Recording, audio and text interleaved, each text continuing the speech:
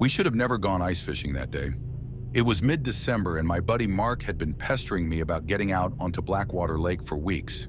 The lake freezes solid every winter, and ice fishing is a tradition up here. I wasn't thrilled about it. Temperatures were plummeting below zero, and storms were in the forecast. But I let Mark talk me into it.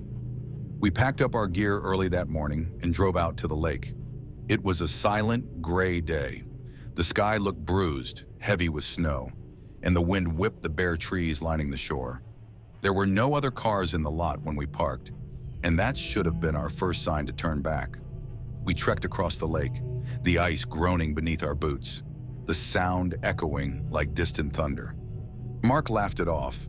"It's always noisy this time of year," he said, but my stomach tightened with every step. I glanced down as we walked.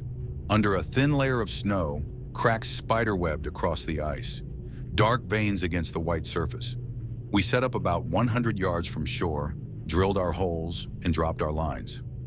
Hours passed, and the wind grew sharper, howling across the lake and cutting through our layers of clothing. My fingers were numb, my breath like smoke in the air, and the silence pressed in around us. No fish, no bites, just the endless stretch of ice and the distant whisper of snow beginning to fall. "You hear that?" I asked suddenly, looking up. Mark stopped fiddling with his line. "Hear what?" I wasn't sure. A low, deep noise, like the ice was breathing. Mark shrugged it off, but I couldn't shake the feeling that something was wrong. "Let's head back," I said. "Storm's coming, and this ice doesn't feel right." Mark rolled his eyes. "Come on, we just got out here." That's when I heard it again, this time louder. Crack. It echoed across the lake, a sharp, hollow snap that made my heart lurch. Mark froze, his face pale, and we both looked down at the holes we'd drilled. Water was bubbling up, swirling unnaturally around the edges. "Grab your stuff. Now!" We scrambled to pull our gear together, but it was too late. The ice splintered like glass under Mark's feet. He yelped as one boot punched through, icy water swallowing his leg. "Help!" he shouted, clawing at the snow. I grabbed his arm, pulling with everything I had, but the ice beneath us was cracking fast, spreading like a disease. Water seeped into my boots, freezing my toes. My hands burned as I tugged, but Mark was sinking deeper. "Don't let go!" he screamed. I felt the ice bending beneath me, the cracks snaking toward my knees. In that moment, survival instincts took over. I let go. The sound of Mark's scream, muffled by rushing water, still haunts me. I stumbled back, crawling on my hands and knees across the ice. My body was shaking, my mind racing. "Don't stop! Don't stop!" Behind me, the dark hole where Mark fell was spreading, the lake swallowing more and more of the ice. It took me hours to make it back to shore.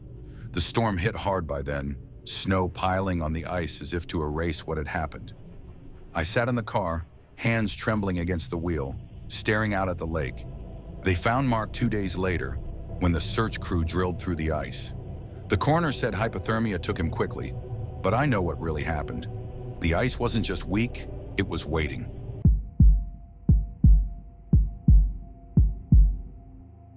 I'd been driving for hours trying to make it to my parents' cabin before the snowstorm hit full force. I should have listened to the weather warnings, but after a long year of strained family calls and silence, the thought of Christmas dinner alone was unbearable. So I packed up my car late that afternoon and set off across the rural backroads. The highway had already closed due to ice and accidents, and I thought I'd be clever, cutting through the logging trails that winged through the mountains. The snow came faster than I expected. At first, gentle flakes danced in my headlights, almost peaceful. But as the minutes passed, it grew thick, relentless, the road disappearing under a blanket of white. Trees loomed like shadowy sentinels on either side of the narrow trail, their branches heavy and groaning under the weight of snow. I cranked the heat, but even then, I could feel the cold pressing against the glass, seeping in.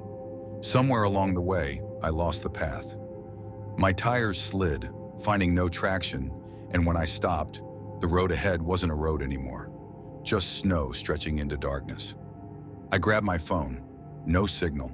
I wasn't surprised. I was far from anything remotely resembling civilization. I put the car in reverse, trying to backtrack, but the tires spun uselessly. I muttered a curse and stepped out into the cold.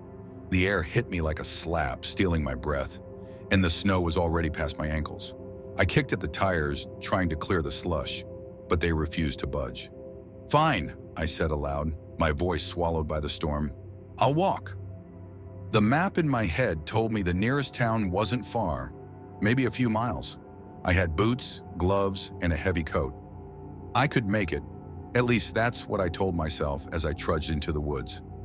The snow clung to me, my steps muffled and slow. After about an hour, it felt like I'd been walking for days. My feet were numb, my hands stiff. I kept my eyes fixed on the faint glow of the sky, telling myself I couldn't be far.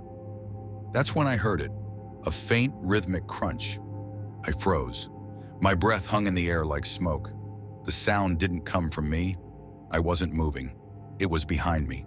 Someone or something was following. I turned slowly, peering into the shadows between the trees.